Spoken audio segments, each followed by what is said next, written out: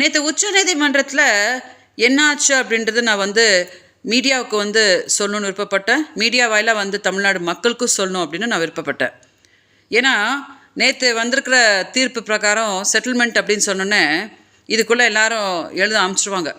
விஜயலட்சுமிக்கு இரவோட இரவா சீமான் 10 கோடி செட்டில்மெண்ட் பண்ணிட்டாரு பாருங்கள், ஈழத்தமிழர்களோட கஷ்டப்பட்ட காசெல்லாம் போய் அவளுக்கு தான் கொட்டிகிட்ருக்காங்க அப்படின்னு சொல்லிட்டு அபாண்டமாக என் மேலே பழியை சுமக்க அமைச்சிருவாங்க. அதனால நான் ஒரு கிளாரிஃபிகேஷன் கொடுத்துட்றேன். நேற்று உச்சநீதிமன்றத்தில் போய் சீமான் ஒரு வழக்கு கொடுத்தாரு இல்லையா?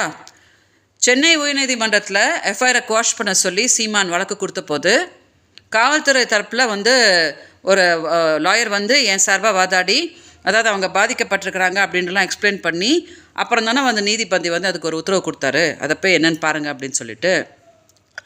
அதே மாதிரி உச்சநீதிமன்றத்தில் நேற்று சீமான் வழக்கு வரும்போது என் சார்பாக யாராவது போய் பாருங்கள், இந்த பொண்ணு இந்த மாதிரி பாதிக்கப்பட்டிருக்குது, சும்மாலாம் அந்த பொண்ணு வழக்கு கொடுக்கல, மதுரை செல்வம்ன்றவங்களெல்லாம் வச்சு டார்ச்சர் பண்ணி அதை ரொம்ப துன்பப்படுத்தியிருக்காங்க, அது சாக போயிருக்குது, நேற்று வரைக்கும் அவளை அந்த பொண்ணை பாலியல் தொழிலாளின்லாம் சொல்கிறாங்க அப்படின்னு ஏன் சார்பாக யாராவது ஒருத்தர் போய் உச்சநீதிமன்றத்தில் சொல்லியிருந்துருக்கணுமா இல்லையா? சொல்லலை. கவனிச்சிங்களா? அப்போ என்னாச்சு அப்படின்னா சீமான் அவரை வச்ச கோரிக்கையை அவங்க ஏற்று அவங்க இப்போ ஜட்ஜ்மெண்ட் கொடுத்துருக்காங்க.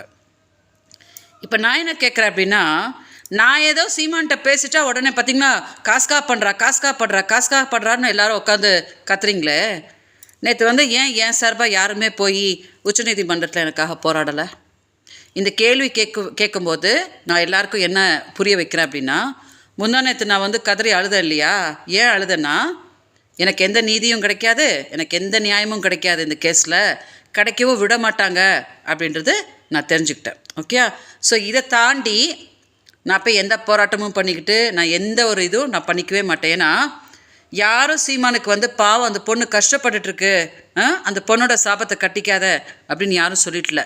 எல்லாரும் அடுத்ததாக அவளை எவ்வளோ முடியுமோ அசிங்கப்படுத்து, அவளை எவ்வளோ முடியுமோ கொச்சப்படுத்து அப்படின்னு அந்த ரூட்டு தான் எடுத்துகிட்டு போயிட்டுருக்கறனால அந்த அசிங்கத்துக்குள்ளெல்லாம் இறங்கி நான் போராடணுன்ற அவசியம் எனக்கு கிடையாது. ஓகே, ஸோ இது வரைக்கும் மக்கள் எனக்கு கொடுத்த ஆதரவுக்கு மக்களெல்லாம் புரிஞ்சுக்குவாங்க. விஜயலட்சுமி இப்போ கூட ஏமாற்றப்பட்டிருக்காங்கல்ல அப்படின்னு மக்கள் புரிஞ்சுக்குவாங்க, மீடியாவும் புரிஞ்சுக்குவாங்க, எல்லோரும் புரிஞ்சுக்குவாங்க. ஸோ நீங்கள் எல்லோரும் எனக்கு கொடுத்த ஆதரவுக்கு நான் ரொம்ப நன்றி தெரிவிச்சுக்கிறேன். வணக்கம்.